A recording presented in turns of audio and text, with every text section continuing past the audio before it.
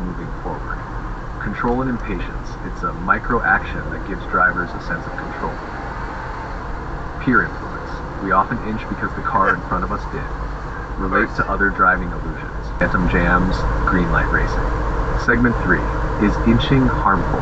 Wasted fuel and wear on brakes can increase rear-end collision risk if someone behind is distracted. Yeah, exactly.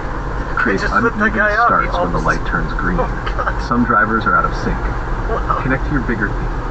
Inching is a social driving behavior. That's a good one. And now we're at the red light together. Look at that. Situations where inching happens most.